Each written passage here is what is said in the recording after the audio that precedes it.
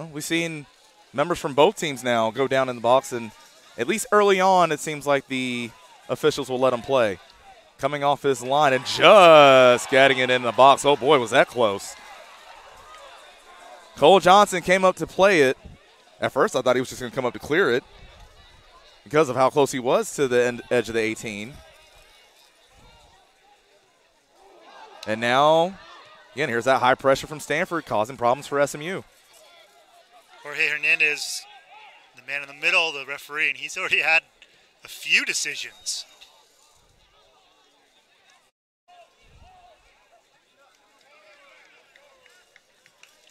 Again, players on both sides going down. You had Stanford calling.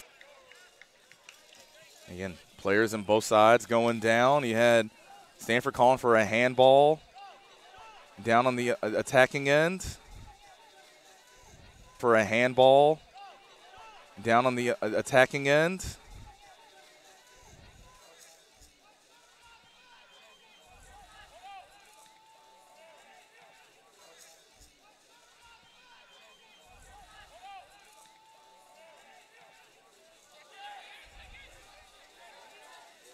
That one headed on, but Stanford defense is there. That one headed on, but Stanford defense is there, and they'll send it right on back. But now the Cardinal with possession. And they'll send it right on back. But now the Cardinal with possession. Silly sends it upward. Silly sends it upward.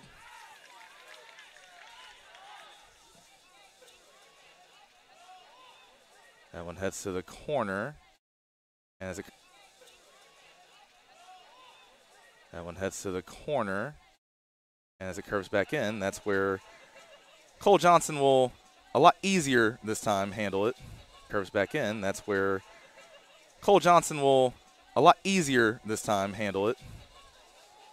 Interesting. Kind of looks like a 4-3-3. SMU's interesting. Kind of looks like a 4-3-3. SMU's playing out of possession. They're trying to build possession. Not very easy to do here at Kagan Stadium. Playing out of possession. They're trying to build possession. Not very easy to do here at Kagan Stadium against Stanford. Well, one of the things in the opening video when you first get here, both the men's and women's against Stanford. Well, one of the things in the opening video when you first get here, both the men's and women's team call it the capital of college soccer. But again, you look at the resumes for both programs, team call it the capital of college soccer. But again, you look at the resumes for both programs, it's hard to argue with it. But again, that's part of it. Stanford's so dominant here. It's hard to argue with it. But again, that's part of it. Stanford's so dominant here at home. Yeah, it's like you said, obviously teams would love to build possession at home. Yeah, it's like you said, obviously teams would love to build possession, but good luck trying to do it against this high-pressure defense. I think Jeremy Gunn's lost 17 matches. But good luck trying to do it against this high-pressure defense. I think Jeremy Gunn's lost 17 matches at home in 10 years. So Stanford does not lose very often. And there's a good mix of that, obviously, as you talked about earlier. Tim, the system is in place. The system works. Now what helps that system? You have a lot of really good players to operate that system. Tingy again on defense.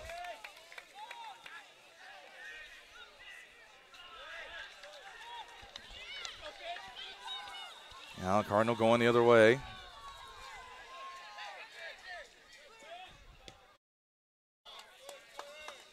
Here's Adnan. Out wide to Tingy. While they deal with bringing in some of this younger talent up front, this is something that's going to be so important for Stanford, especially early on in the year, building and setting up the offense from that back line. Yeah, Hughes and Adnan, very good distribution.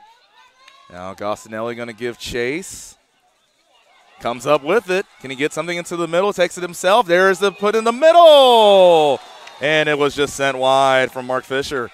Good opportunities early for Stanford. Both the center mids, Fisher and Silly, they've had chances right on that penalty spot. And both of them, I think, the way they reacted, and if you were to ask them, I think they both think they should have put it on frame. Two great chances for Stanford early.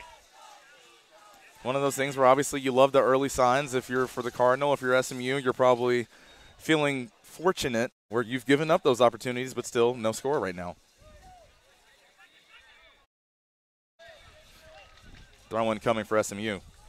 I think as this match plays out, I think Stanford will be very much okay with SMU trying to command possession. Stanford try to get them back on the counter, or just use the high press, as you've been mentioning, Jordan. And Stanford will press high, try to force turnovers. And they're relentless with it, too. It's going to happen all 90 minutes.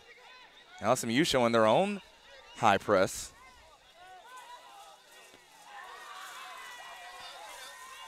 Let's head it on, and heads up play. I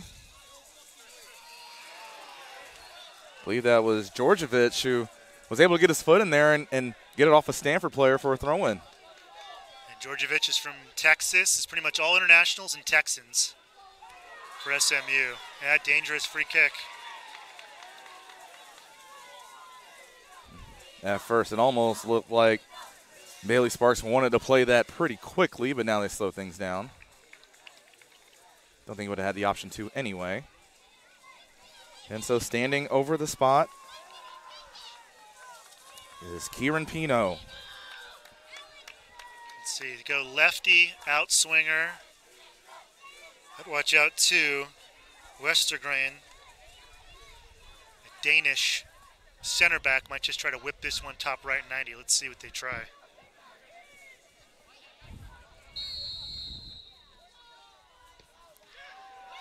Coming in, and it went off the wall. Corner. I know, I guess it went off an SMU player. It looked like, at least from here, that it went off a Stanford player, but it's going to be a goal kick for Stanford.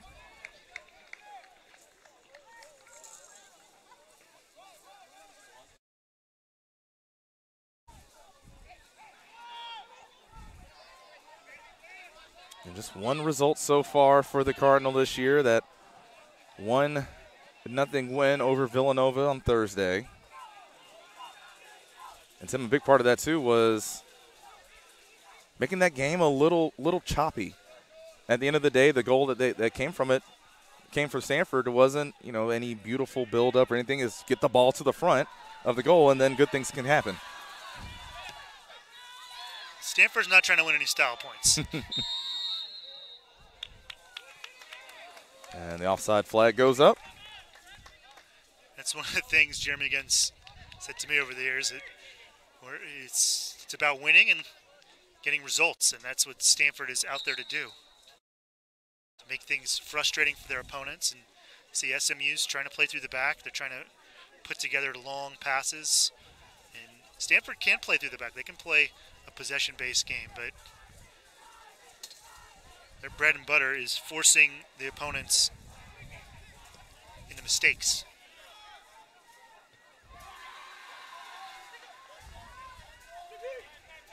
And the best thing for Stanford, they just want to speed you up as that goes off the official, so we'll have to restart that. But Stanford wants to speed you up, and then once you get sped up, that's where a lot of mistakes come from. And it's like Tim mentioned earlier about counterattack. It's usually when it happens, because once you get sped up, that's where a lot of those mistakes happen. And that one bad pass all of a sudden can turn into a Stanford goal. You see right now, Agostinelli going to put pressure up on Johnson. Agostinelli's really talented. I think a lot of other systems, he might be a winger, a midfielder, but Stanford plays a 4-4-2, so he is playing as the right striker in this system. SMU now, some good defense, a couple of deflections. They're going to have a good chance here now. Gets into the middle, but waiting for it was Will Cleary.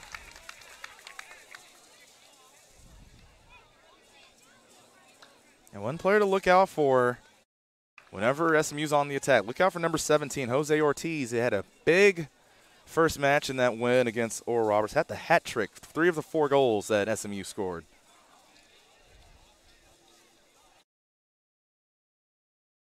Deep throw in. Headed on twice and then cleared away. And once again goes off the official.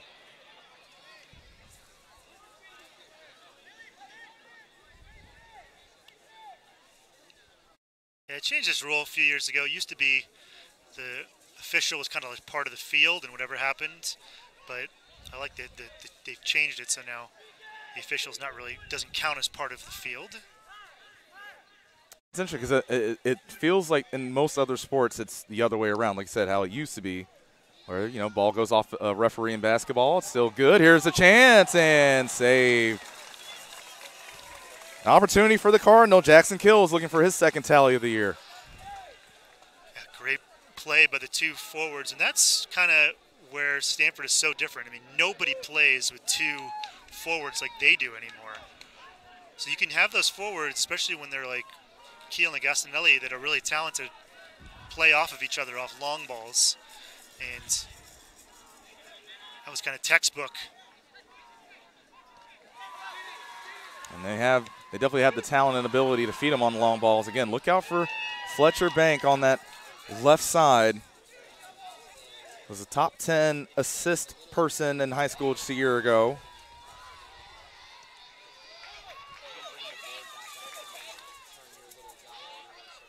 As that goes out, it'll be a throw-in for Stanford.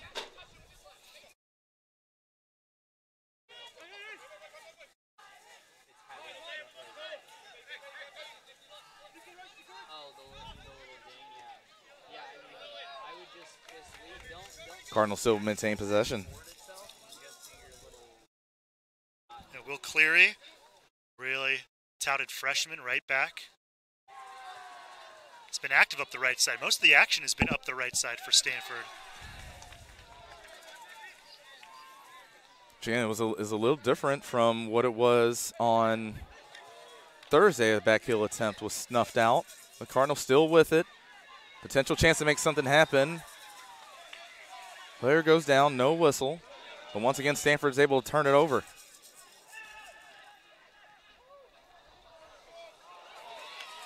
And there is the aforementioned Fletcher Bank. There's his twin brother also on the Stanford roster. I was joking about this with Troy Clarity in the earlier matched him. What is it with Stanford and all these twins on rosters? Well, yeah, the women's soccer, you saw the twins, yep. The Paulson twins earlier today. Lacey Hull, national champion twins. Yep. You go way back, the Collins twins. Of course, the Aguimacays. And they weren't twins, but sisters. Lopez twins. How about this? A big turnover and a big chance right now. Gastinelli one-on-one with the goalie. Puts it in. There's that turnover and that mistake. And the Cardinals take advantage of it. 1-0 Stanford. Carlo Agostinelli. Owen Zarnick, the center back, caught in possession. You have to be cognizant of what we've been talking about. Stanford is going to press, and they're not going to sit back in a shell. They might not have possession, but they're going to press. And Zarnick, a freshman, it's just kind of a freshman mistake. Yeah, willing to bet for the most part of his high school career, you don't face pressure like that all the time. Well, just like that, Carlo has now met his goal total from a year ago. He had one last year. He has one now this year. I think, too, he's got a lot of talent. He's trialed at some really big places that he is due for a very big season here at Stanford. Because at the end of the day, if the Cardinal are to get to where they want to, they're going to need a big year from him. And you need guys like him. I mean, he's trialed with PSG, Spurs, to buy into the system where you have to be pretty selfless in his spot.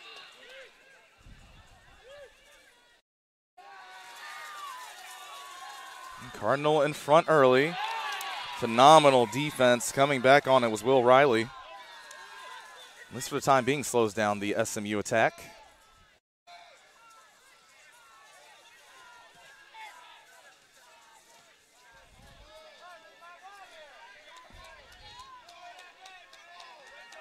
Here is Zarnik.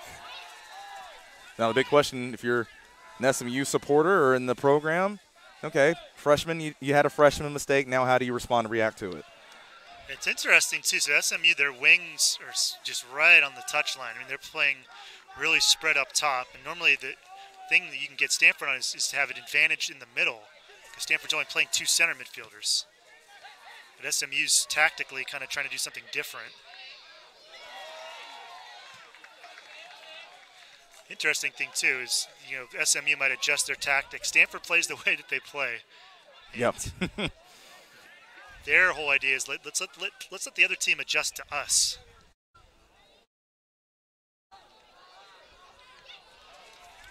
Mustangs had something building on that far side, but the ball to the middle from Allender didn't reach anybody, and now we're going to have a foul here. That's the referee. As Agostinelli is down in pain. Yeah, Westergren committed the foul, and the referee immediately stopped the clock, which normally means he might go to his book, but I don't think he is. Yeah, there you go. So Jorge Hernandez, our referee today, goes to the yellow card. So I'll be on Matt Westergren. Yeah, it's kind of one of those fouls where he's a center back, and he submitted that foul because if Stanford would have gotten a quick counter, they would be in behind with Keel. So it was a tactical foul, but those are cards. He got Carlo pretty good on that one, too. Of course, the big thing, too, especially in this non-conference play, those early yellow cards can be big because you have to miss a match once you get to 5. As we saw Stanford get 3 yellow cards with their aggressive defensive play in Thursday's match.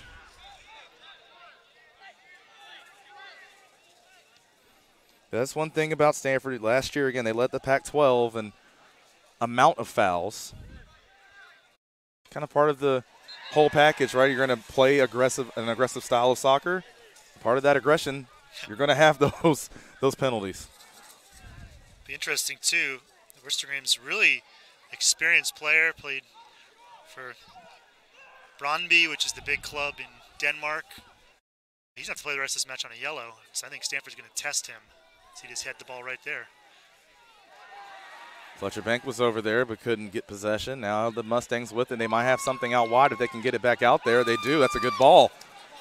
Stanford defense on the run. Here's the ball to the middle. A good chance, and it missed wide. That was Georgievich. Well, we talked earlier how Stanford had those good wide open looks. Now SMU has theirs that they missed. Petraeus, great slicing run from the right back, and he cut it back. And Georgievich has to do better. I don't think he knew that he had as much time as he did have. He kind of rushed himself a little bit.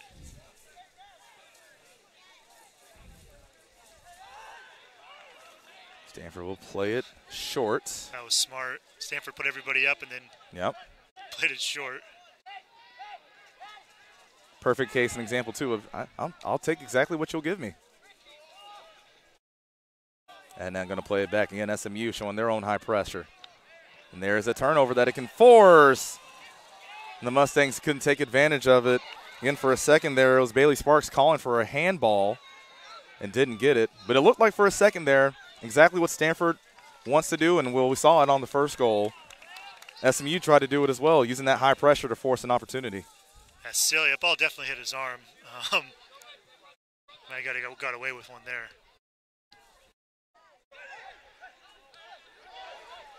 And looks like the cleat for Jose Ortiz came off, and he got frustrated with it. And even now, you see, again, Allender, he's talking to the official saying, like, hey, we need to stop play here. We don't have a shoe. I don't know why the ref doesn't have to stop play there. I don't know why he did. Someone loses their shoe. It's kind of their problem.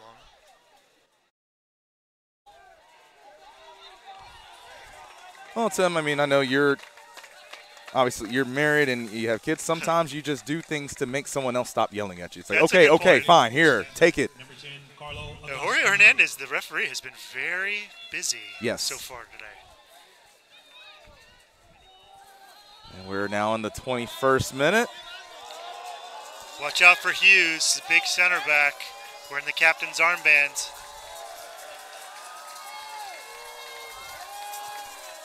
Ball into the middle, and it's headed away. A good fight for the ball. SMU takes it, but now Agostinelli comes over to get it. He'll put it back in the middle. Back post, it's a goal! The perfect ball on the back post, and it's 2-0 Stanford.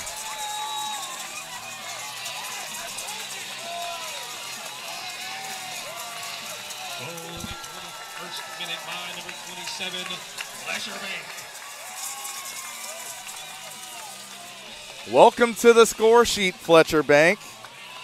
Your history and reputation is you used to be the one that sets up the goals for people in high school. Well, now you're on the tail end of it. That was incredible from Gastinelli. Again, that was the press. SMU very slow. They were kind of taking their time. You give Will Riley credit too, because he brought the press, stopped the ball movement, and Gastinelli came in with the second player. I mean, the way that Stanford plays, sometimes you wonder, I think if you're playing them, like how many players do they have on the field? Because they just, it's constant running, constant pressure. And that was just a hustle goal. And be careful here again. Let's see how SMU deals with this high press now. And again, already the turnover, and Stanford's going to have a good opportunity potentially. Great ball. Phenomenal ball by Silly, who's now back on it. Bank to the middle. Here's Riley. Goes down, no call, but Stanford again with it. Silly tried to set up potential give-and-go situation, but the pass could not be completed. So SMU back the other way.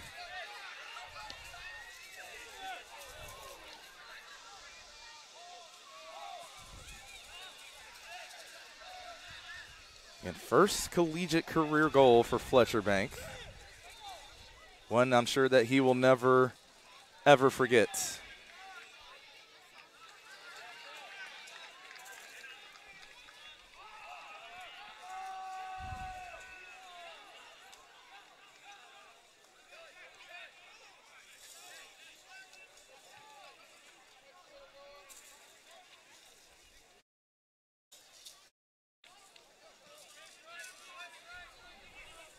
Stanford taking off the press just a little bit.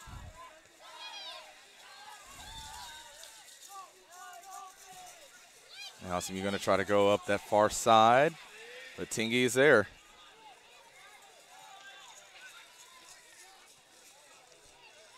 Good defense from Keegan Hughes.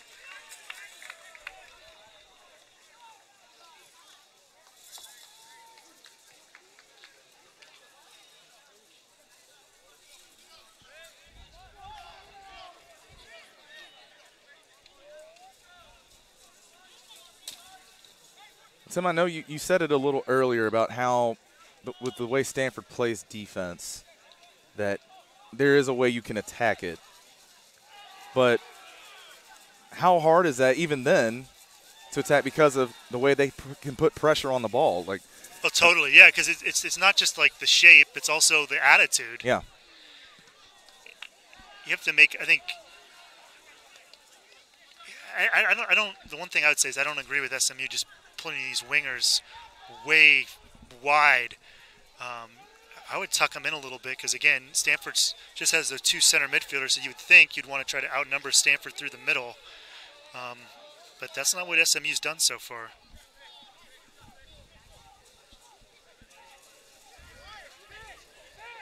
Maybe that'll be something that they change and adjust by the time we get to halftime, which halfway through the first half here. SMU, I think they want to get into the half down 2-0 because I think Stanford smells a third.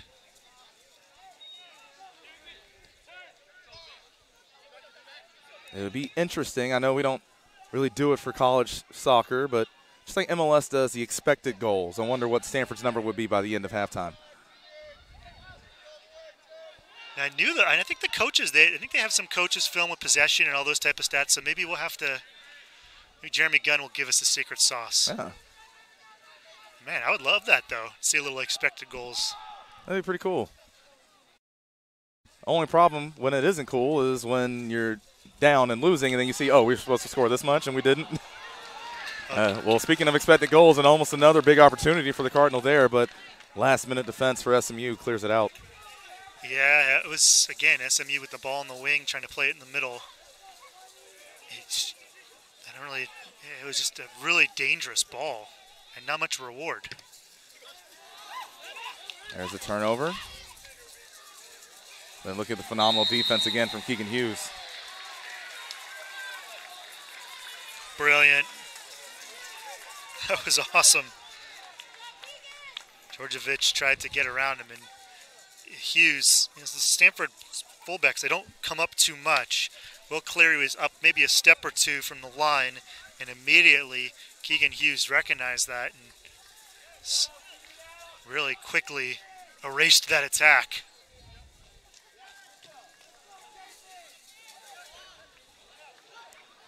That's another thing, too, is the offside flag is going to go up.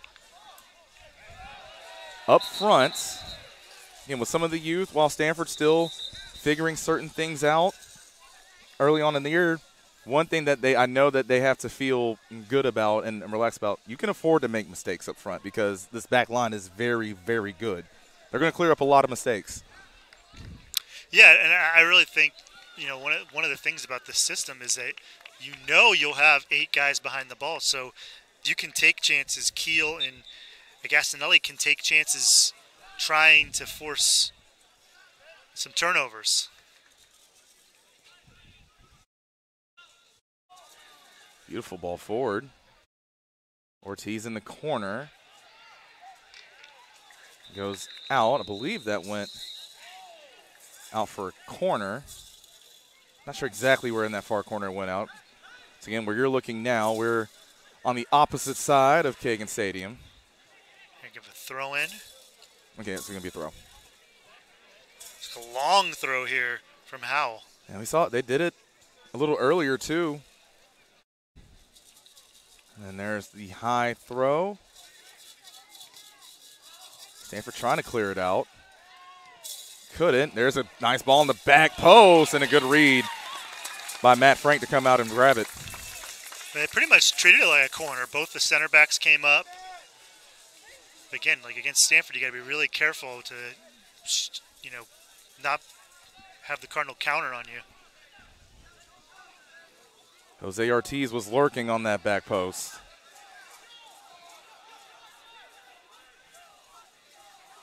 Now Stanford on the attack.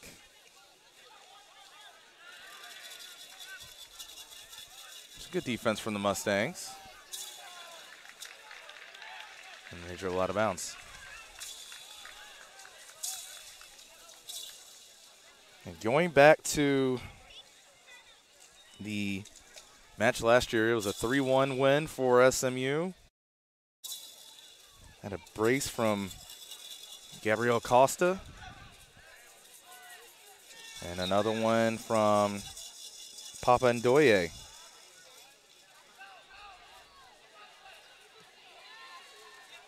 So even when you look at that, and the goal scorers for the Mustangs are still here, although in that as well, there was an assist from Kieran Pino.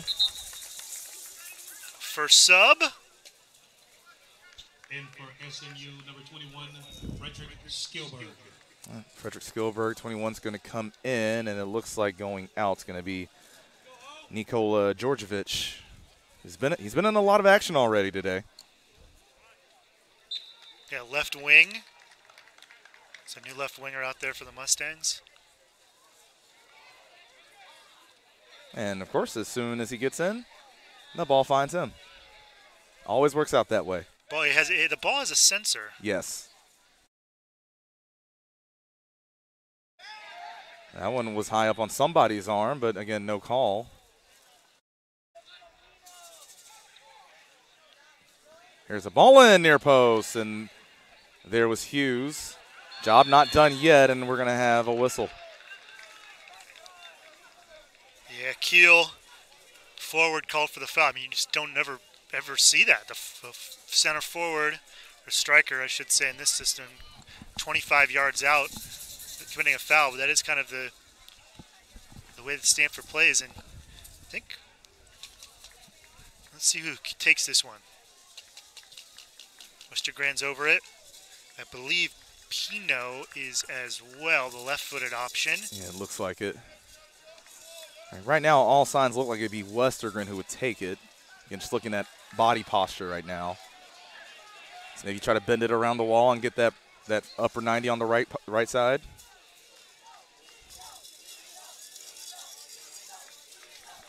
Pino fans there. I'm going to say, you got a good SMU contingency here. And for both of the matches today, it's been a pretty good turnout. People have been tailgating out in the parking lot. Like that wall's got to be 10 yards away, and there's got to be a little bit of a difference between SMU and Stanford, and that's what Hernandez is looking at, the referee. And finally satisfied. And actually, it's going to be a shot right at Frank. It came from the lefty Pino, but Nat Frank was up for the task.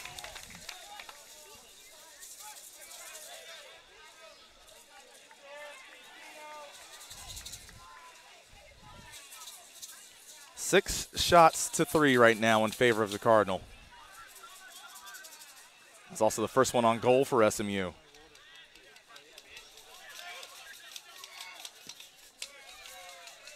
Good ball. Gossinelli's going to run under it and has it in the corner. Smart. Good read on it, yep. He's giving that freshman Zarnik a lot of problems. Corner kick, Stanford.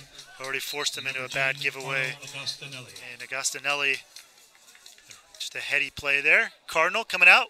Looks like a sub. Looks like if it's a 16, that'd be Leighton Purchase, who I believe it is.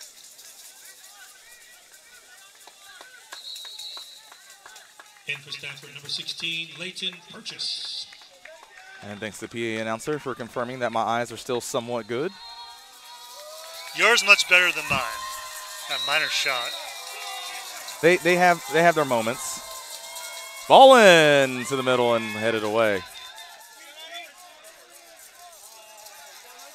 SMU tried to advance quickly, but they got a mishit.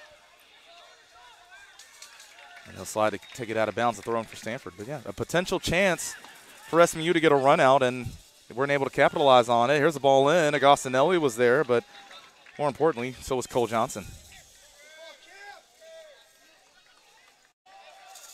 Yeah, Cole Johnson, sometimes you could say the keeper could have done better, but the 2 goals he gave up, he had no chance.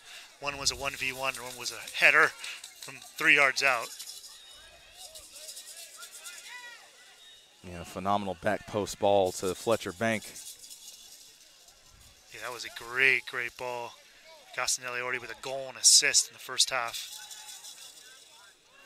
That's a solid day of work, let alone for a half. 33rd minute, 2-0 in favor of the Cardinal. And this is the 9th time that these programs have faced each other.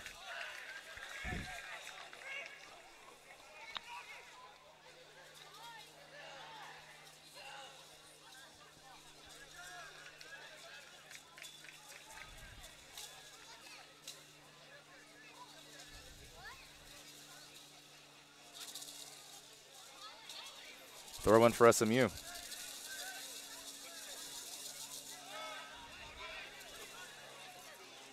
Here's Zarnik. Sends it up that left side. Almost a chance to make some magic happen for SMU when it got to the foot of Skilberg. Some physical play, no whistle. Yeah, referee played advantage. Yeah, I saw he put his hand up, and now here comes Stanford the other way. Good ball. Gostinelli tried to get Purchase. Couldn't connect. SMU's going to send it wide. And Keegan Hughes runs it down. Good job, Keegan Hughes. Ooh. And just like that, here's Stanford on the attack. Agostinelli, a little frustrated, I believe, with Leighton Purchase. It looked like he was ready to set up the running Will Riley. He had a good run going down the middle, but wasn't able to handle it. I think, yeah, too. I think he wanted to either get it to Riley or play it a little bit quicker.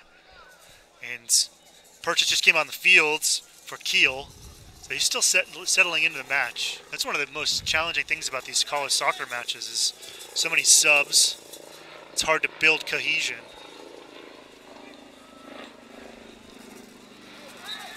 Another whistle. You got two players tangled up there. Looked like, again, Will Riley saying his name a good bit lately. And also Bailey Sparks. And there's a little bit of physical altercation even after. One of the things I think that was interesting about both these teams' first matches, they only played 4 subs each. SMU did 4 subs, and then Johnson came off the bench as a goalkeeper sub. But both teams have kept it pretty tight in terms of who comes on and off.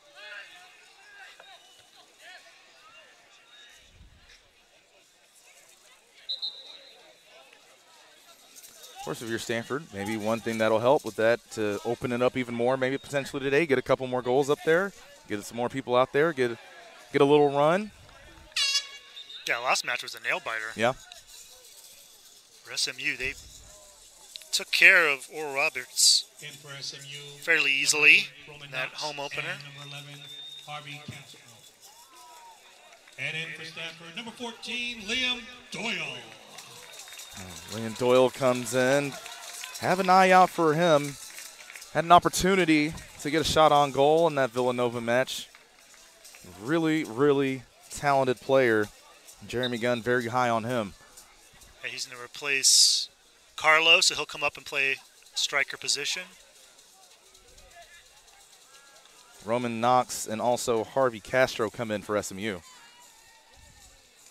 They came off the bench in the first match against Oral Roberts as well. There's not too many teams around SMU. Tulsa and then Oral Roberts, which is, I believe, in Tulsa. Those are two of the other very few teams in that area. Texas, I think SMU might be the only team in Texas. Might be one or two others. What I think this whole time that Houston had a program. Yeah, you might be right about that one. I'll definitely have to look that one up. I don't know. I just kind of had it in my mind that they would have one. Well, they should. Yeah. There's just not enough teams in this men's teams in the state of Texas. One of the things, too, that helps SMU is FC Dallas, and their academy is become the gold standard in Major League Soccer, and they're sending players like Mark McKenzie to Bayern Munich and Weston McKinney, Juventus.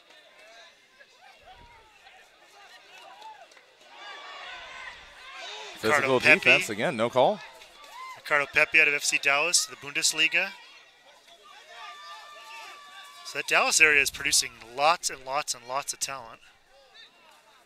I think when you look at it overall, too, I think you're finally starting to see a good amount of returns when it comes to not even just some MLS talent, but the American talent in general when they go to play overseas. And then, of course, for the first time in a while, Tim, you can correct me if you disagree on this one, even on the men's national team level, you see a lot of expectations and hope for this World Cup coming up. No, absolutely. We were talking about Weston McKinney, who was from FC Dallas. He's playing Juventus, one of the biggest teams in Italy. We've got Serginho Dest at Barcelona. So I would say fellow U.S. fans out there, like Jordan and me and everyone watching, we're not used to seeing guys play at Barcelona. Tyler Adams at Leeds with Brendan Aronson. Jesse Marsh, the manager, an American. Very exciting times. And, of course, can't leave out the quote-unquote wonder boy of it all, Kristen Pulisic, of course. But even on the MLS at Stanford, there's the flag that goes up. But even on the MLS level, you have a lot of other Americans as well who probably could be overseas international caliber players. Yeah, and I think, Jordan Morris was setting himself up to play in the Premier League, and then he had a terrible ACL injury in England. He's one Stanford guy that is in MLS right now that could definitely make the jump. He tried to, just had some terrible injury luck. I even think, for my hometown Atlanta United as well, unfortunately, you talk about the injuries. He tore his Achilles earlier in the year. Not a Stanford guy. That was a rip, but again, the flag went up for offsides. I think about Miles Robinson. Of course, he had a big header to win a game in the Gold Cup a year ago. I'm sure there are going to be a lot of bidders for him to be overseas internationally these next few years. He went to my alma mater, That's right, Syracuse. Yeah. And I remember the first time I was working the 2015 College Cup, and I saw him play for Syracuse, and they lost the first match. And then, of course, the second match in that semifinal, Stanford beat Akron, and then they destroyed Clemson 4-0 for that first ever national championship back in 2015. Layden Purchase went down. I think he might have gotten a knee to the backside. Now he's back up, trying to run it off with a little bit of a limp. And a good turn, and he goes down. He's going to get the whistle.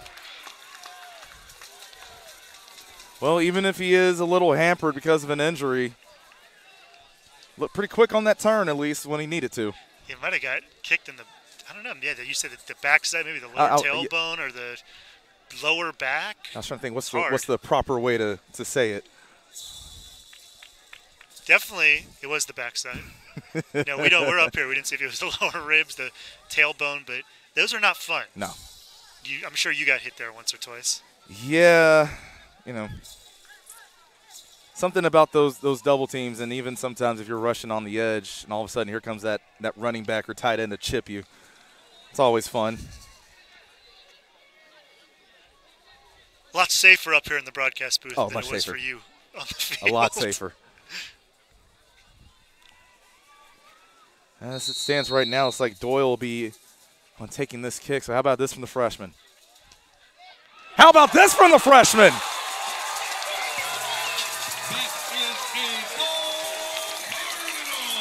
Wow.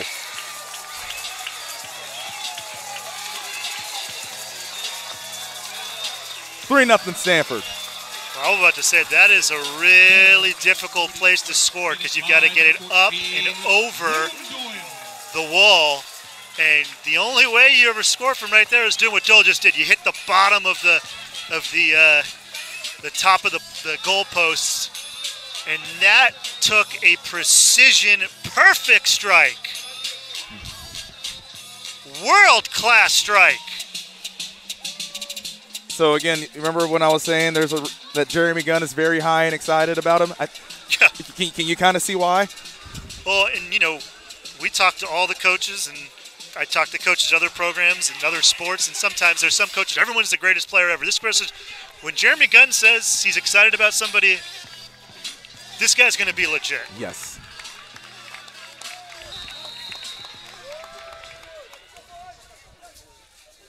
Well, we saw Fletcher Bankin in the scoring tally for the first time, and now Liam Doyle joins him as well.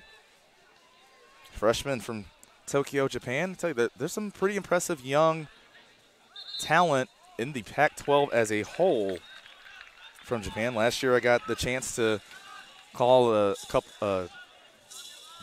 Cal match, and coming in later in the second half to get the game winner was Shohei Honda, which was his first ever collegiate goal. Came in a big-time moment. And now here I am back at Stanford, and Liam Doyle making things happen too.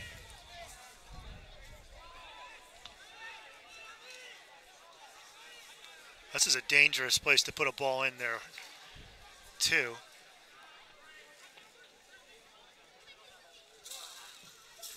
All coming in, heading towards the back post.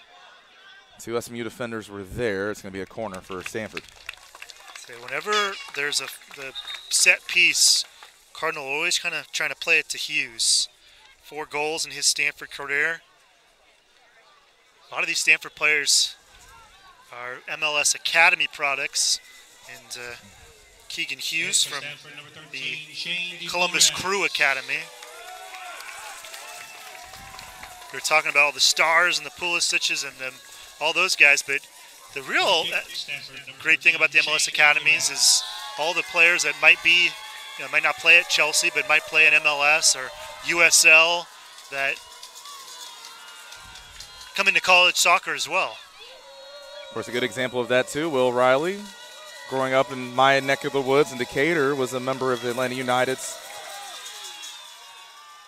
development academy. As a diving Keegan Hughes was trying to get a header on goal and couldn't come up with it, but Stanford's going to get another corner opportunity.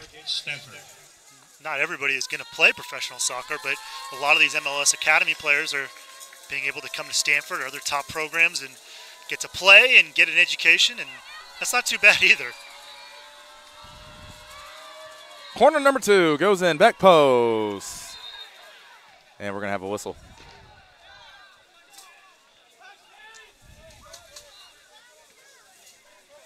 Only 3 shots so far for SMU. They've yet to have a corner.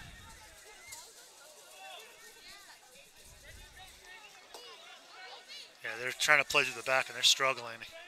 Too much pressure from Stanford. And we're going to have a whistle, even though that was close. It looked like, at least from here. Oh. That's a tough yellow. That is not. Well, yeah, I'm not going to try to. Flores. Yeah, that is a very, very, very weak yellow card. And again, even from my angle here, and again, I know it doesn't matter much because I'm not the one that's making the decision. I thought he got to the ball first before he made contact. And there wasn't an attack happening. It wasn't malicious. I agree. I think he got to the ball. At least it was very close. He didn't put his cleats into someone's ankle or calf. I mean, that's a really weak yellow card.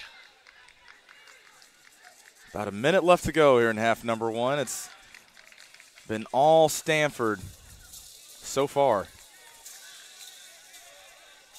There is 1 minute remaining before the half.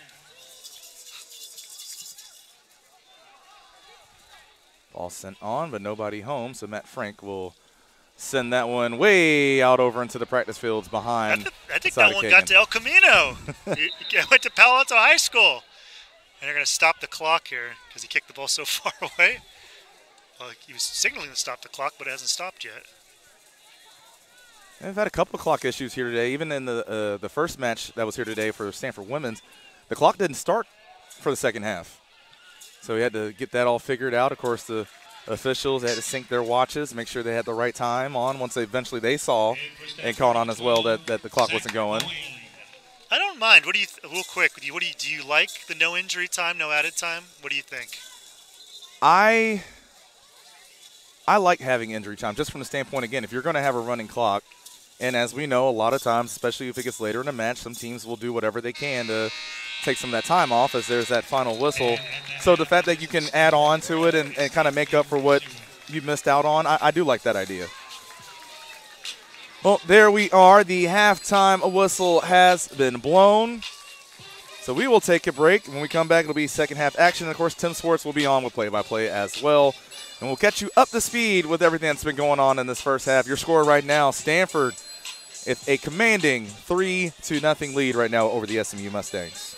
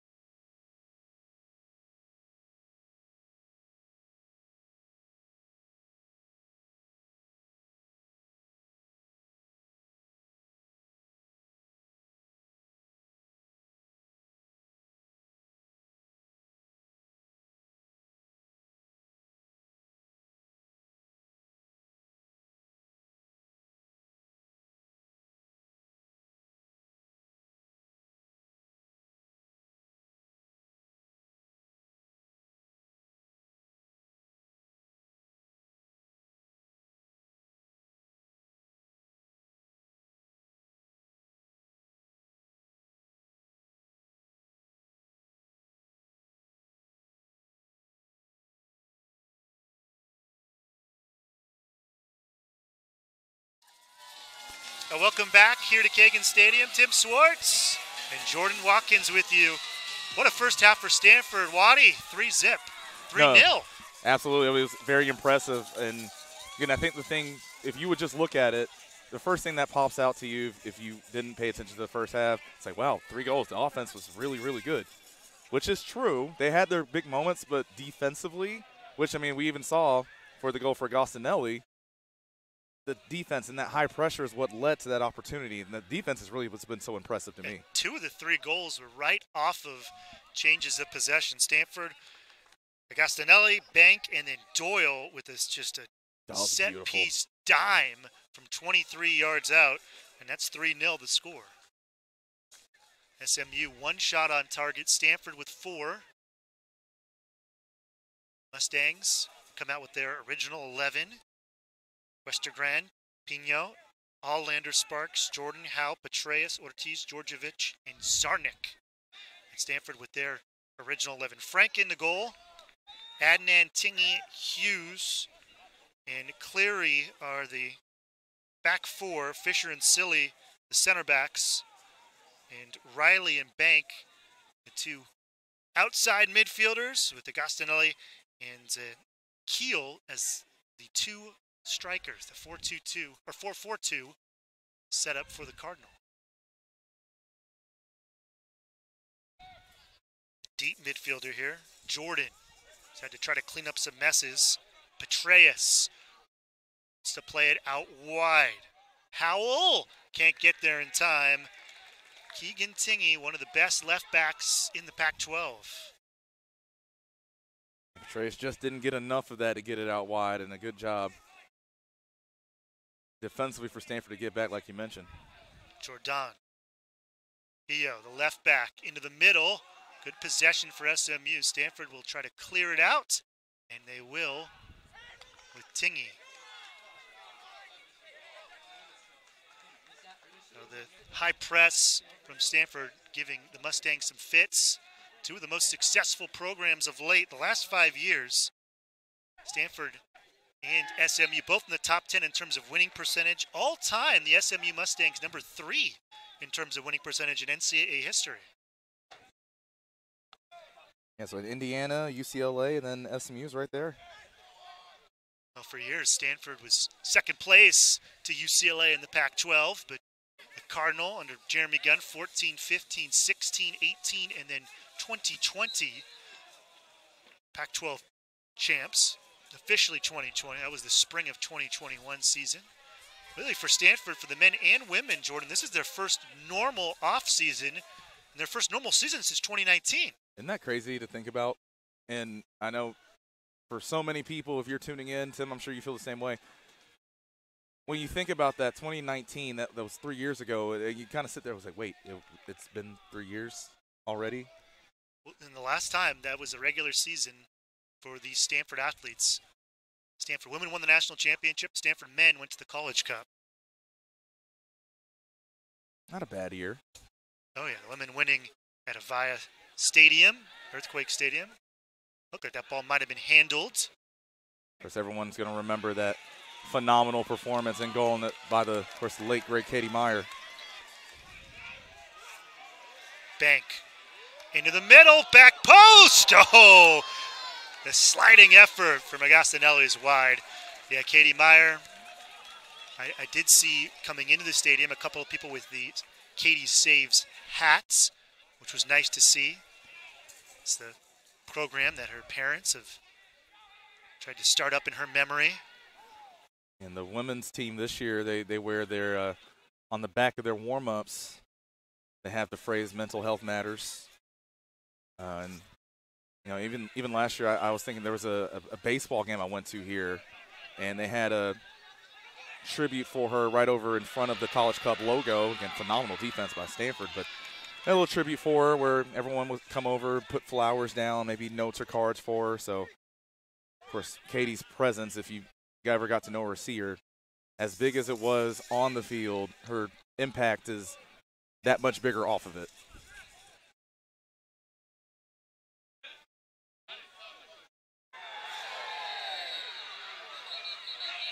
That's a pretty easy no-brainer call. Yeah, it could be even a card if there was contact made with the head. Now Stanford's arguing Shane De Flores got a very, very, very soft yellow card at the end of the first half. And Jeremy Gunn, normally he goes right into the locker room, but he came out and spoke with the officials, including Jorge Hernandez, the head referee, about it, and they will show a card. Yellow card, SMU, number 21. That's against Frederick Skilberg. So he is the one different Mustang who starts this half as a left winger. SMU maybe try to change a little bit with their system or their tactics. Well, this is one thing we were talking about at halftime, that Stanford does things that are different. One of them is they don't play the ball too long. Now, the referee, they never stop the clock for the yellow card. In defense of the scorers table, the referee never put the X up. So, yeah, Jorge Hernandez, a couple of times today, has struggled a little bit. And 49-45, so they'll reset the clock. And eventually, Matt Frank, the fifth-year senior from Michigan, waited his turn. Andrew Thomas, a longtime goalkeeper here at Stanford, now with the Seattle Sounders, their backup, held down the position for a while. Stanford bench thought that should be their ball. And that should be a card. That's definitely a foul, very much a tactical foul from SMU in the back. Yeah, that's almost one of those, if you're an NBA fan, and thankfully this year they're getting away and changing it, but you know, everyone likes to get those take fouls in transition. Rather just have the foul, you take it out on the side, than giving up a layup. Pretty much what happened there. That is a great analogy. I would say the tactical foul that we just saw from the Mustangs is pretty much like a take foul. And they're really trying to get rid of that in soccer. They've kind of made it an automatic yellow card, but Stanford maybe a chance here to set up Hughes, who's normally the target man on these corners. They got the ball right in front, and a diving stop by Cole Johnson. Cam Silly was right there too, but yeah, that's a very dangerous ball. But even back to your point, Tim, because we had asked a question even earlier in the first half about some of the fouls and why there weren't cards. And one of the big points too that you made was for some of those fouls, they prevented an obvious goal-scoring opportunity. Now, again, in that situation, it looked like there was a goal-scoring opportunity too. So, again, that breaks the question of why there wasn't a card shown. Per usual here at Kagan Stadium, it is a spirited affair. Nice tackle on the far sidelines. A clean one as well. Sparks from Plano, Texas, played for Sporting Kansas City 2 in USL. Tell you what, they've really built up that whole organization up the right way in Kansas City. Stanford, that is a special place. They're really nice home stadium. That's where Stanford won their first ever national championship back in 2015, Sporting Park. And they have had the goal of becoming a first-class organization, and they've become one. Tingy. SMU with the numbers back. Touch from Ortiz. And you're not getting by Adnan. It's a pretty heads-up play, too, on the attack by Keegan Tingy. You see even the SMU defense was thinking he was about to play that one out wide. Kind of deep, too, and then went back to the middle and had a lot of room there. And Tingy cutting in. Had that on his right foot. Played out. Into the audience. Good crowd on hand on a Sunday night. Sunday night football. If you will. Before we start football at Stanford Stadium right behind us. Stanford and Colgate next week. A night game. Then, of course, that next week, the highly anticipated matchup with USC coming in. Allander. Blocked away by Cleary.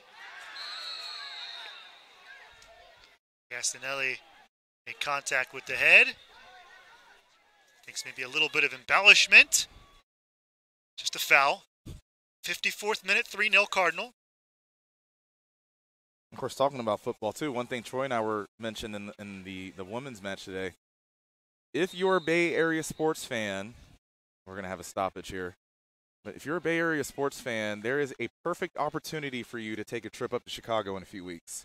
See the 49ers open up against the Bears. The Giants are also playing the Cubs. And Stanford women's soccer, I think that week they play both Northwestern and DePaul. A lot of Bay Area fans there. Yeah. Well, hopefully we didn't get a good look on who went down, but hopefully he's okay. They're checking for a head injury. One other change, SMU, their left center back in the first half had an error that led to a goal, Zarnik, so they've replaced him with Andreas Shalomos, who's from Cyprus. He played for Apollon, which is one of the big clubs in Cyprus. A lot of players from big clubs in Europe, from smaller countries, but the big club in those countries on this SMU team. Westergran from Brøndby, which is the big club in Denmark. Number 4, he's over the ball, as is Pio, who is from Frankfurt, and he did participate a little bit with Eintracht Frankfurt, which is part of the Bundesliga. If you ever travel to Europe, I was talking to Jordan about it, but odds are you're going to go through Frankfurt. They've got a monster airport and a lot of flights through there. I'm trying to set up Jordan for his European trip. Morgan, if you're tuning in, we have a lot of places to go see. I'll be your travel guide. Just bring me back some food, some chocolate. You're going to ask me to bring back food? That's just not a good idea. That's how it always happens to me. I'll put it in the carry-on, and halfway through that 12-hour flight, you've eaten it all. All right, so eventually back to action, right into the wall. Not much there for Westergren. Stanford with a chance here. On the counter, just not a great ball put forward by Bank. He was trying to get it to Jackson Kill. The kill was through. Yeah. Castanelli to the far sidelines. Ball's out of play. It's Stanford throwing. Pio tried to act like it was not. 55th minute, 3-0 Cardinal. Stanford 1-0. SMU 1-0. Kevin Hudson, the head coach of the Mustangs, 8th year there. Part of the 2000 College Cup team for SMU and was part of the MLS Super Draft taken by DC United. Jeremy Gunn starting up his second decade here at Stanford. A lot of success in the state of North Carolina before he came over here to the farm. And he has had a lot of success at Stanford. Stanford men's soccer had gone about 100 years from their first season until that national championship in 2015. I was just going to say, for both of the soccer programs here, they're going to need new panels up on the wall here as Agostinelli goes down. It's still down. Yeah, Agostinelli, his left ankle got hit pretty bad there. And yeah, the referee, earlier in the game, he stopped play for a shoe being off, so you'd think he'd stop play for this, and finally he does. But again, you look over again to that left side of Kagan. You see all the championships, College Cup appearances, Pac-12 championships. They're running out of room. And of course, you hope here is Brian White, the trainer for this men's soccer program. He's going to come in and check on Agostinelli.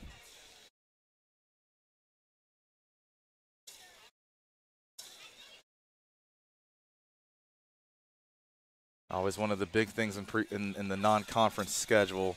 Of course, you want to get that rhythm going for Pac-12. You want to get the wins, but you also want to do it with as clean a bill of health as possible.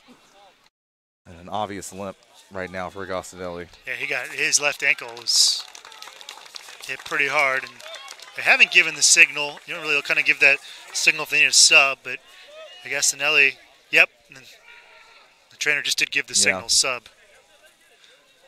And Jeremy Gunn, I don't think he saw the signal. He's kind of still looking over. Yeah, so he had his hands up to the sky, kind of basically giving the universal signal of what's going on or what do I need to do.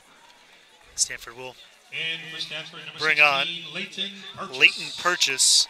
I think that was half, what do I do? And half, how was there no foul called? I mean, Right.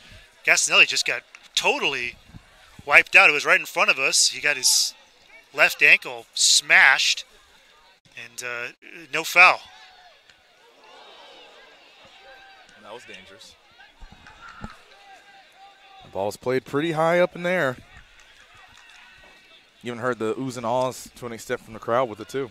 SMU chasing a few goals here, but they've played a lot better in the second half, settling into the match. Now, the danger in that, as two players are tangled up to the far side, is once you get comfortable against Stanford, that's when they hit you on the counter.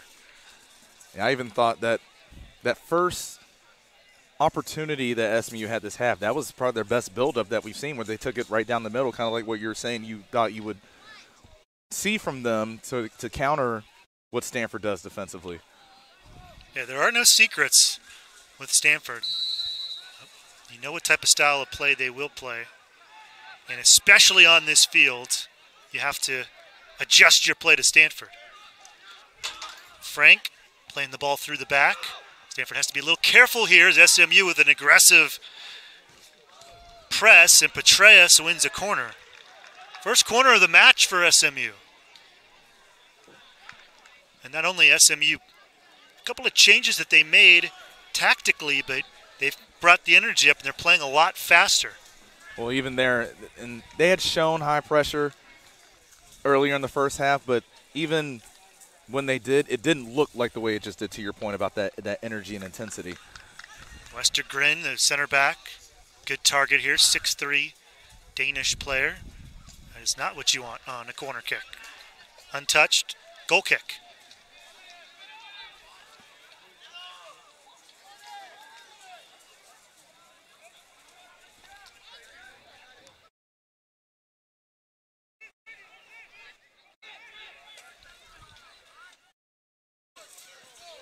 Lefty goalkeeper Matt Frank, the high school in New York, was born in Michigan, part of the New York Red Bulls Academy,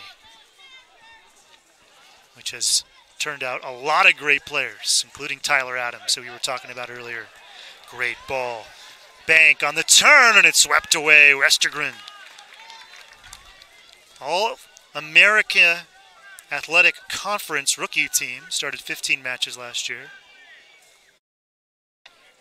Jackson Kill, he was lurking, going towards that near post if that wasn't sent out and away. So, been a few times now where you obviously Stanford, the 3-0 lead, so hard to complain much about offense. But there have been a few times now where it's like they're just that one pass away from putting even more on the board. Here's Will Riley.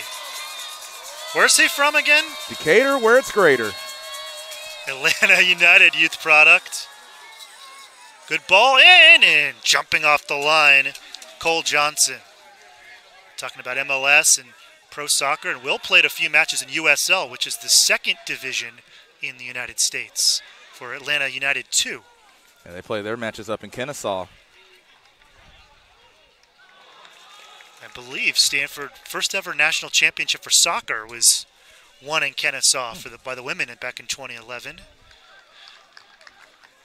Yep. 6 national championships, and that's kind of goes into the video that we were talking about they played before here. 6 national championships last decade won by Stanford between the men and women.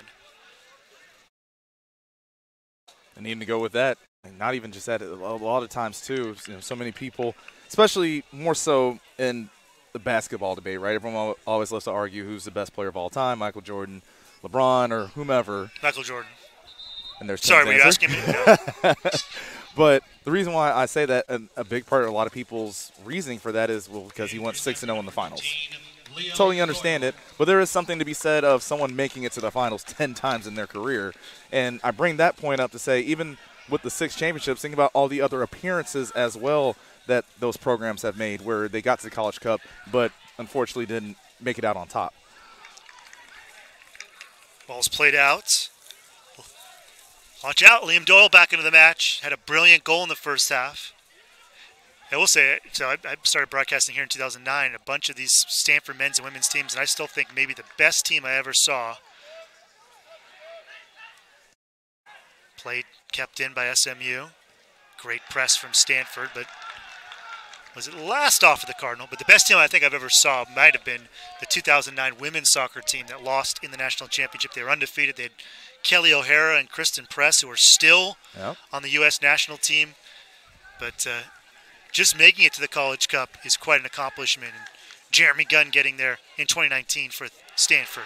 Again, the pressure from Stanford causes a turnover. You see Jeremy Gunn on the sidelines in that red, I should say Cardinal sweatshirt, fired up. And you can hear from the bench, too. They love this intensity that they're seeing from on that defensive end. Wow. That was a dangerous ball. Nice job by Allander to get it out of trouble. SMU on the counter.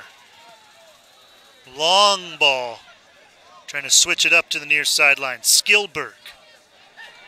Oh, this could be something here for Stanford. Bank broke up the attack. Doyle for Purchase. And not a great first touch by Johnson. Yeah, you talked about this, too, and at halftime, Tim, where it's been a couple times now where Johnson's been a little shaky with the ball on his foot. And if you have that with this high pressure, bad things can happen. Just a little bit off balance Purchase there. Yeah, we were talking about it. I mean, everybody wants to play out of the back, and it's nice, and it looks good, and that's how every club is playing around the world and how everyone in the youth is playing, but youth development, most of the world, but you need the right players to do it, and part of what has made Stanford so successful under Jeremy Gunn is they are playing a more direct style. They're playing a different style, and it's not about winning style points. It's about winning matches. Right. Purchase. Oh, Pino, that's definitely – Purchase barely touched him. He's on the ground holding his head, and they'll have to stop because of these referees have been instructed to stop on any head injury. Purchase kind of plowed through him. It might have been a foul, but he didn't hit him in the head.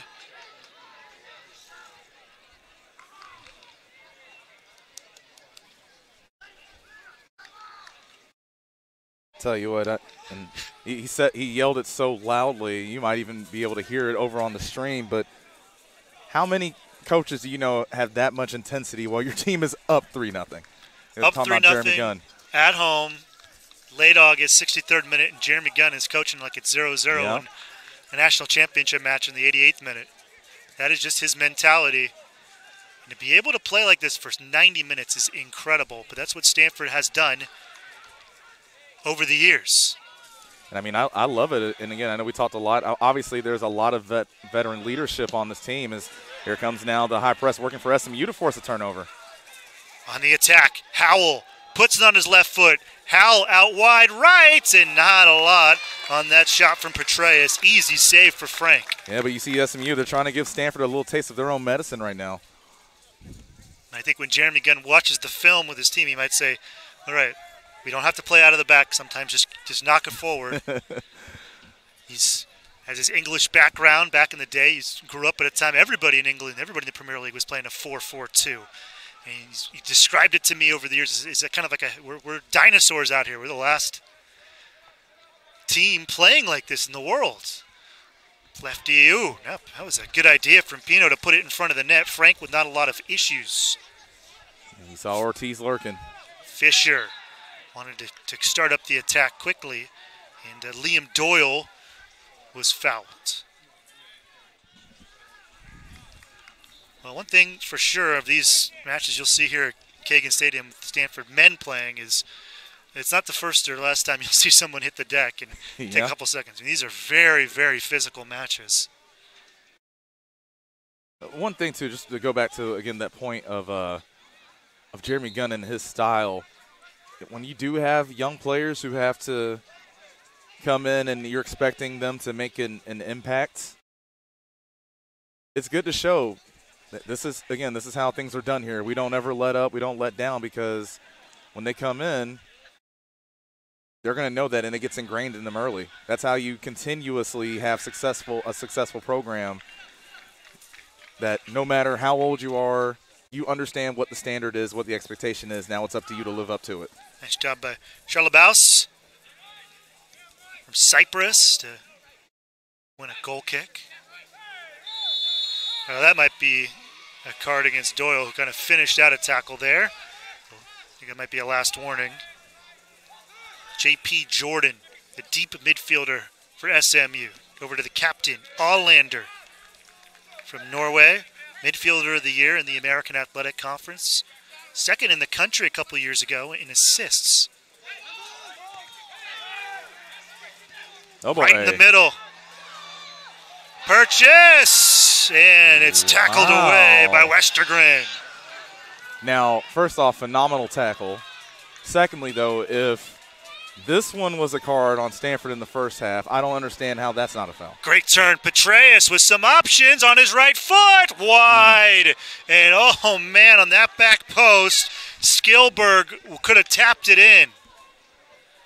And Skilberg he had a bit of a reaction because Petraeus went for glory, and if he just laid it off, that would have been an easy goal. He had a couple of people there. I mean, he also had, I believe it was Allander that was in the middle that was open as well. But I tell you what, things are starting to open up right now offensively for SMU. 67th minute, much better from SMU in the second half. Shane DeFlores, who had that yellow card we were talking about in the first half of play.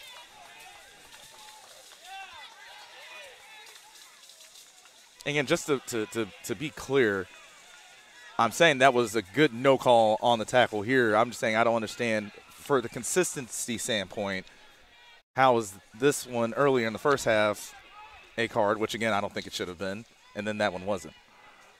That can be frustrating. That's the thing. I mean, at the end of the day, it's kind of like pitchers too. I mean, and how's that not a handball? But yeah, it was right on the edge of the box, and Hernandez immediately pointed to the corner. But I thought that, you look at Pino, his arms raised. They weren't on his side. So normally the shouts for handball indicate how much it should be one, and the entire Stanford team was screaming hands. But again, to that point, it's almost like a pitcher in baseball. Even if you have a home plate umpire that has a bad zone, if it's consistently bad, you can work with it. If it changes by the inning, that's when it really wears on you. Tingy puts it back into the box. SMU's counter is disrupted. Silly from distance.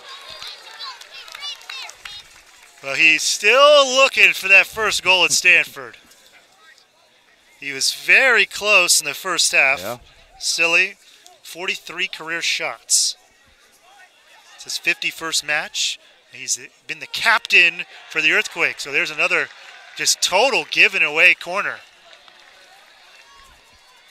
SMU, they keep trying to play through the back, and it's already cost them at least 2 goals. Yeah, they're feeling that pressure right now for sure. It's really just playing into the trap of Stanford. I mean, Stanford wants them to try to build through the back.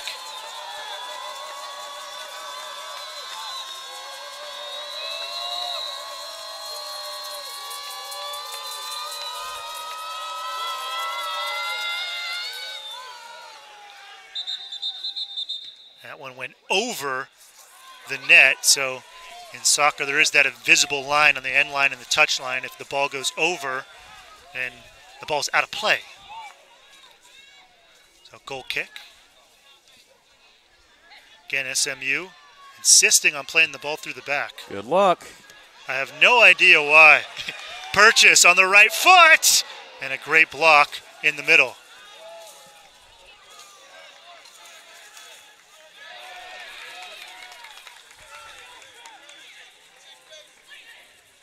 Does the phrase "playing with fire" come to mind?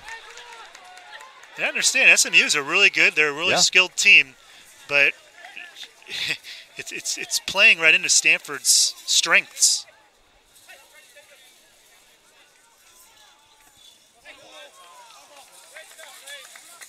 Last off a Howell.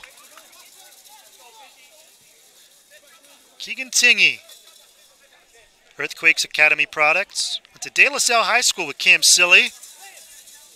Out in the East Bay. He was born in Fresno. Wide left. Petraeus has got a burst.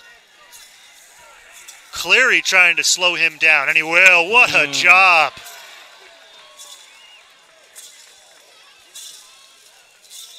Great job from Will Cleary. Another one of these highly touted freshmen. He's listed as a midfielder, but he's playing at right back. And you'll see that often with a player who might come in as a winger or a forward or a midfielder. And they're kept to this level, and you just have to play defense. 71st minute, 3-0 Stanford. All three goals from Gastinelli, Bank, and Doyle were all in the first half. Tingey. Oh, nice. Westergren has been excellent for SMU tonight.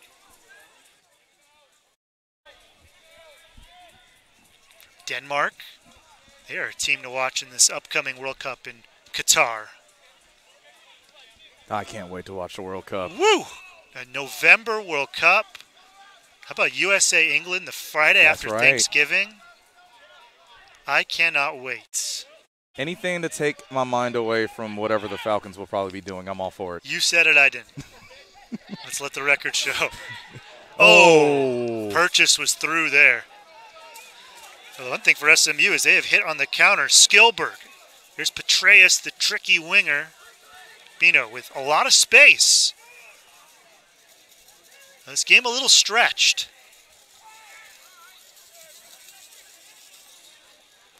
Jordan. Allander.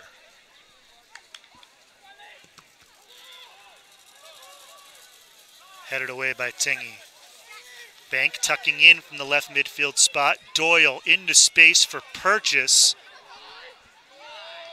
But Matz is not the guy you want to test on this SMU backline. Yeah, and also Purchase couldn't track that ball in the air for a second, too. Didn't know where it was. Beautiful night here at Stanford. Thanks for joining us online. Tim Swartz, Jordan Watkins with you. Match number 2 of the regular season for Stanford. They are 1-0.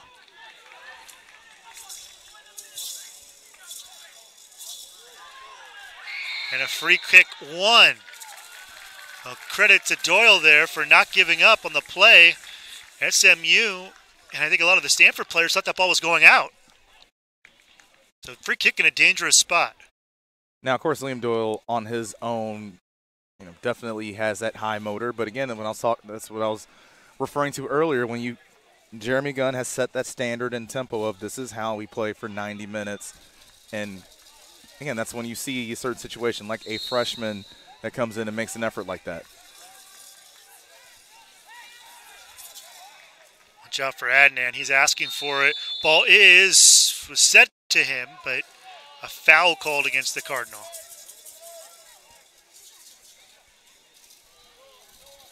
(3-0 Stanford.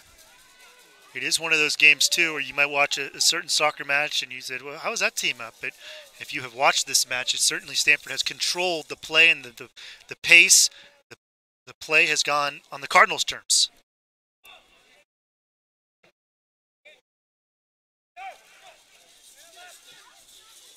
Good idea. Into space. To Flores.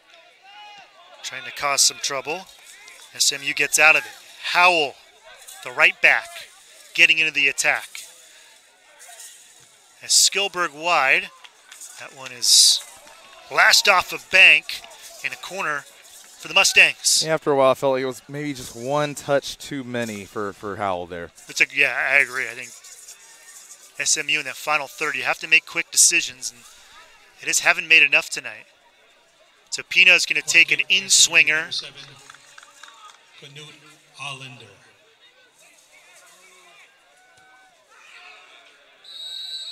And a penalty. Boy. You want to talk about a soft penalty. Jeremy Gunn at midfield is irate. So a penalty kick for SMU. Well, even once it was first called, even you saw the reaction from Keegan Tingy too. Wow. All right.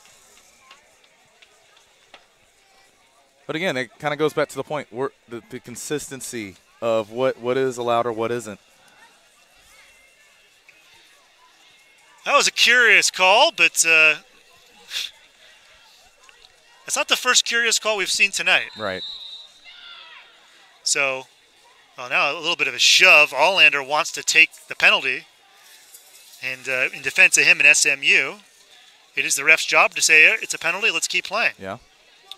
So Allander, the grad student from Norway, against Matt Frank, the grad student from Michigan. Here we go. Opponents were 3 for 7 against Stanford and PKs a year ago. First opportunity this year. Yeah, it was a great, great number to save 4 out of 7.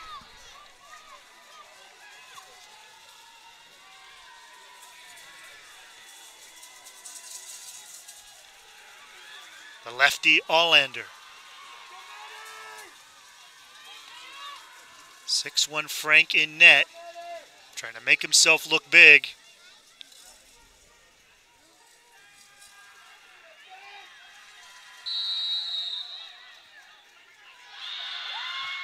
Put in the back of the net. SMU gets one back, 3-1.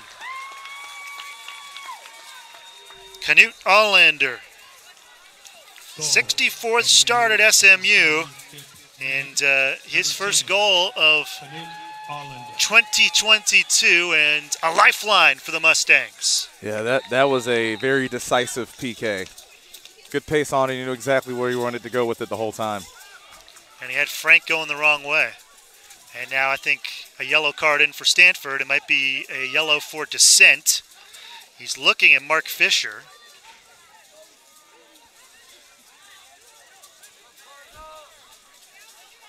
Yeah, I'll tell you what, it's definitely been a day already for Jorge Hernandez officiating this match.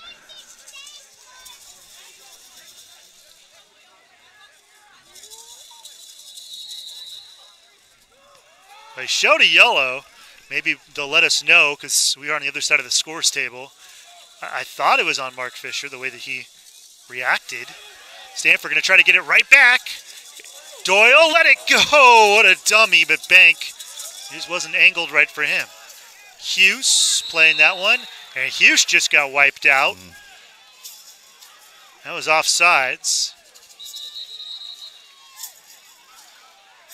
I think that's the worst part about it too. He went down and technically didn't even have to have a play on it because of the offside ruling. Well, Ortiz and Hughes got into it. And now Jeremy Gunn standing and midfield is getting into it with the fourth official with the SMU bench.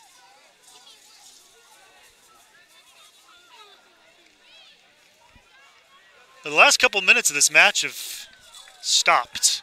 Yeah. I think the penalty was called at 74-49. Right now they're 75-18. And Hughes was not too happy with how Ortiz went into him. I think that was the problem that he had. It was a foul call, and he thought maybe more than a foul should have been called. Absolutely, and I think here's the thing, too. When you play Stanford, we talked about, again, their aggression, not just offensively but defensively especially. After a while, even mentally, that can wear on your opponent, and I think we've seen a little bit of that here where, again, it's gotten a little chippy. Oh, yes. Yeah, that's a good point. I think SMU's mentally gotten a little tired of being having Stanford be so physical with them, and that is something that certainly happens. Flores tried the touch down.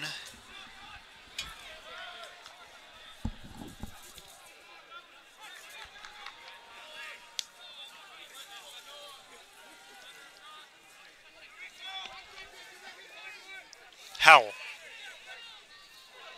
goes down on his own. Stanford looking to counter. Bank into the middle. Purchase wide. Tingy. Bank. That is out, and that is a corner kick. And Stanford will be in no hurry to take this in the 77th minute. So we'll have another substitution, too, for the Cardinal.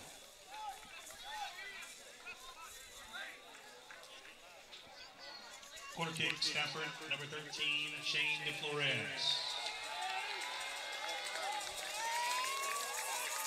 And for Stanford, number 19, Jackson King.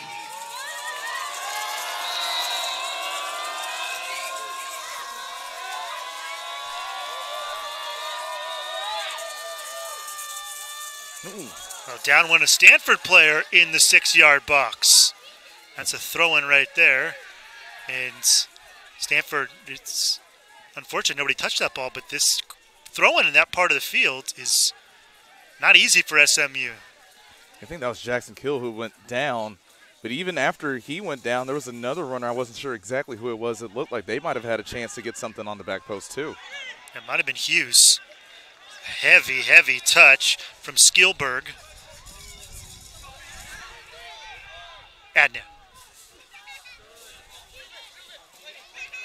Tingy kips this ball in. What a turn.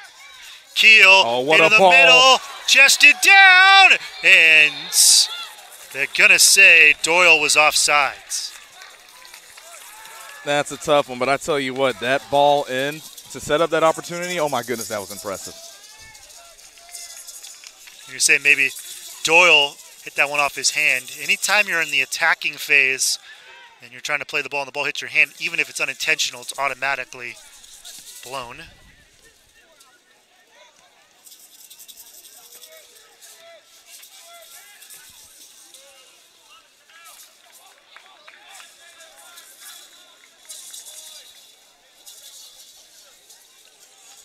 '79th minute here at Laird Q. Kagan Stadium. Stanford, 3 goals in the first half.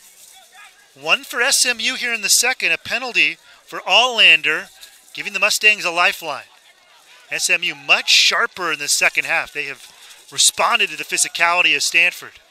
Petraeus, just such a spark plug. And there was contact with Petraeus outside of the box. Hernandez says, play on. Yeah, I think, at least from what I've noticed, one thing that SMU has really done a better job of in the second half, when they have had those chances to counter and go up against Stanford, they've taken them. I think in that first half, they were a little slower. Again, to your point, you know, they want to build from the back, which is, you know, I understand it. But, again, like we said, whenever you do have a chance to attack the Stanford defense and it's not set up and they can't put that pressure on you, you have to go with it. Yeah, anytime they're unorganized or out of shape, as you mentioned, Jordan, you have to take your chances. I give SMU credit. They have Stanford, number 20, Will Riley. Will Riley comes in for Stanford, but I give the Cardinal or the Mustangs credit too, because they have matched or at least attempted to match the physicality of Stanford, and I didn't think that was the case in the first half. Absolutely. Not any changes for SMU in the second half either. I think that tells you that Kevin Hudson's liked what he's seen from his team. Oh, good touch. Bank.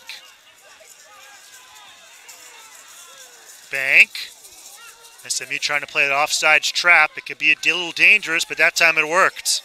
Skillberg onto his left. Here's Petraeus, who has given the Cardinal some trouble up the left wing. Yeah, he has some giddy up to him. Allander tried to keep it in play. He did. Skillberg wins a corner. Third corner for SMU, all on this near side, all in the second half.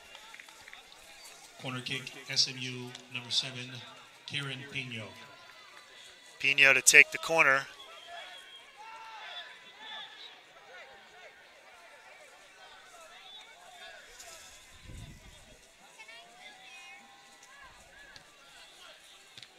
Cleared from the near post. That was in a very dangerous position. Again, SMU putting pressure on Stanford. And Petraeus tried to play the ball in. Tingy makes it a throw-in.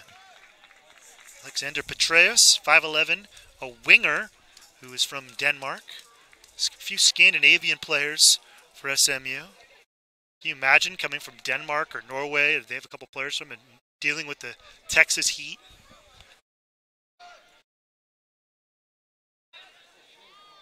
Definitely a change. Doyle clears it.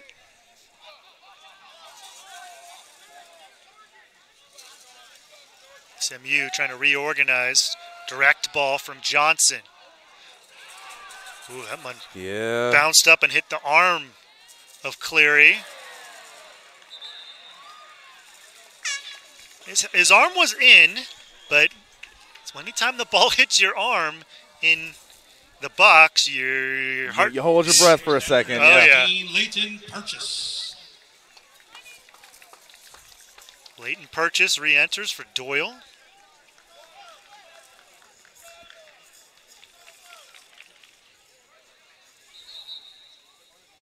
And Jeremy Gunn wasting no time to give the young freshman a couple of pointers as soon as he came out.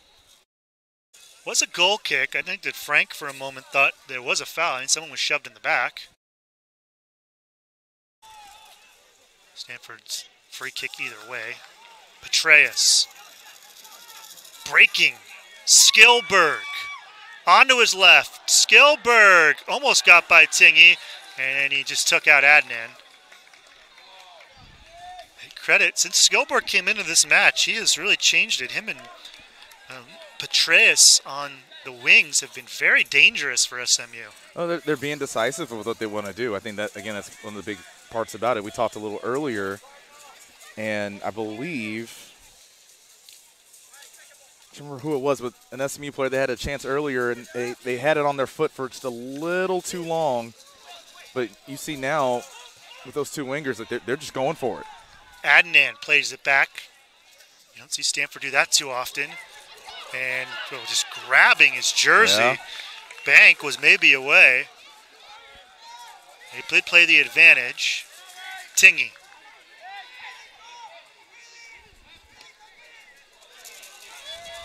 Adnan. Tingy.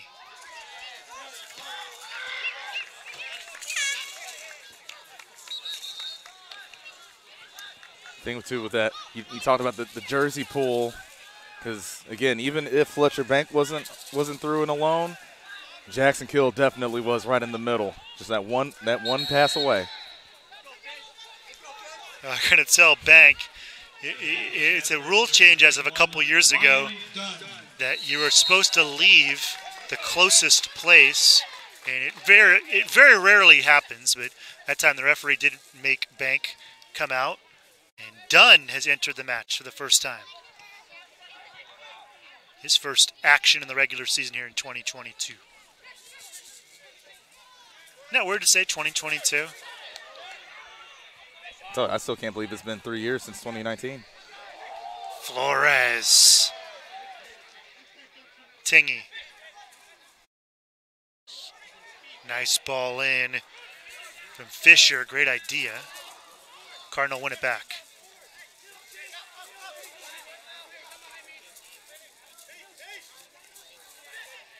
Fisher. DeFlores. DeFlores out in front. Stanford just a step behind, just a couple inches off on some of these passes. They keep it alive. Onto the right foot, on the left foot. Shot is blocked. DeFlores in through. Purchase asking for it. Right foot on it. On the spot. Trying to turn. Good defense. Some hectic moments. DeFlores onto his right foot. Just wide. Tried to turn it, and he just couldn't whip his hip around into the top right 90. That first touch, though, to get all that space was impressive. And, I mean, here's, again, the frustration that you have to deal with if you play Stanford.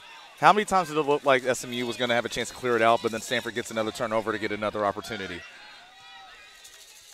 Pressure just does not stop for a full 90. We're in the 86th minute, and you have to tip your hat to as Petraeus from distance, not that far off, but you have to tip your hat to the sports medicine crew here at Stanford because they have this team. I mean, this is early part of the year. They're not at the full fitness, and these guys are not sucking wind at all. On not exactly a warm night, but it's not a cool night.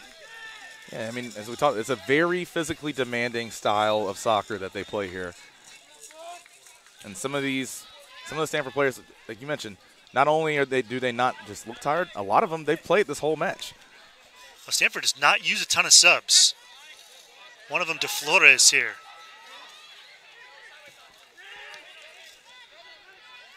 Some back pressure.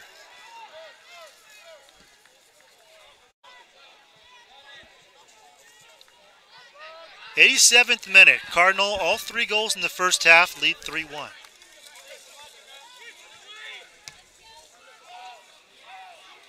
SMU, they need 2 goals to get a result. No more overtime. So, 2 goals needed in 3 minutes. Not easy to do. Hughes. DeFlores. Long ball. Just a bit too long. Will Riley giving chase.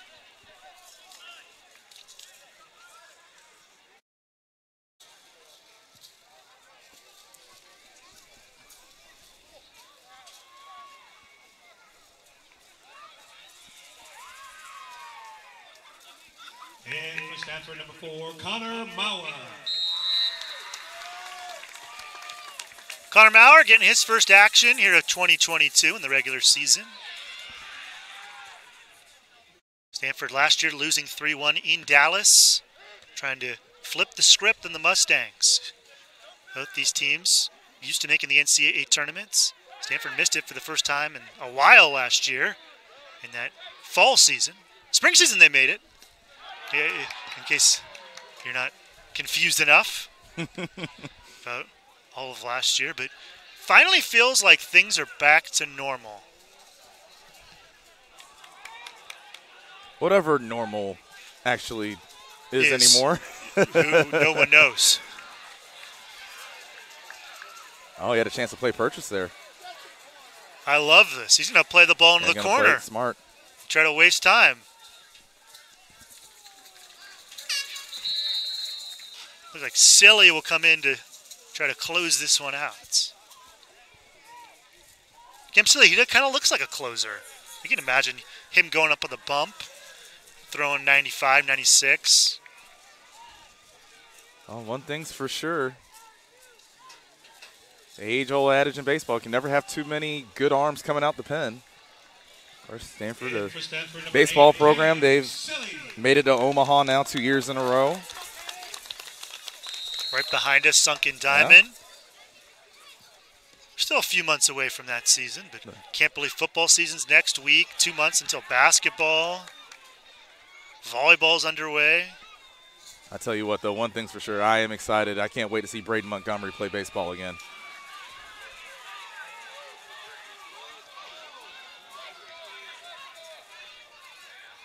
A truly special talent, two-way talent. What effort. Got to deal with it for 90 minutes. What a tackle. Well, if there's been a man of the match from SMU, it's been Westergren, Mats Westergren. That was deflected. So 1 minute left, and this match is essentially over because Stanford has a corner here, so not much the Mustangs can do. Stanford will take their time. Will Riley is in no hurry to take this corner. It's funny, the Stanford women played China, and at the end of that match, China had a corner, and the players were really angry when the match ended, and they didn't. I don't think they understood. There's no extra time. There's no injury time. We won't hold for the corner in 90 minutes, and that's it. Coach soccer. Stanford plays it short. Oh, what a turn! You look at some of these Stanford players. I think that was Clary, and some of them almost like they invite the contact. 10, Adnan, an 9, easy clear. 8, 7, 6, 5, 4, 3, 2, 1. And that'll do it. An impressive victory for Stanford. 3 goals in the first half. Hold up. And the Cardinal 2-0 as the good vibes continue. A sweep here today at Kagan Stadium. Yeah, and both of the wins were somewhat similar for the women and for the men's programs, where you had the phenomenal, imposing defense that really gave the opponents fits. And like you mentioned, Tim, 2 of those goals for Stanford, they were the direct result because of that defense and turning the ball over. So a very impressive win here for Stanford. Yeah, 3 goals for Stanford. Agostinelli, who forced a bad giveaway by a center back for SMU, scored in the 16th minute. Bank off of, again, a giveaway, and then a perfect cross from Agostinelli made it 2-0 in the 21st minute, and then a world-class free quick. Liam Doyle put in the 3rd for the Cardinal. Allander got one back for SMU off of a very questionable penalty kick in the second half, but that was all she wrote, and 3-1 is your final score here from Kagan Stadium. So 2 wins for the Cardinal here at Kagan, and it should be a very fun 2022 for Stanford men's and women's soccer here on the farm. Well, for Jordan Watkins, for the rest of our crew here at Kagan Stadium, my name is Tim Swartz. Thanks for joining us once again. Stanford is now 2-0.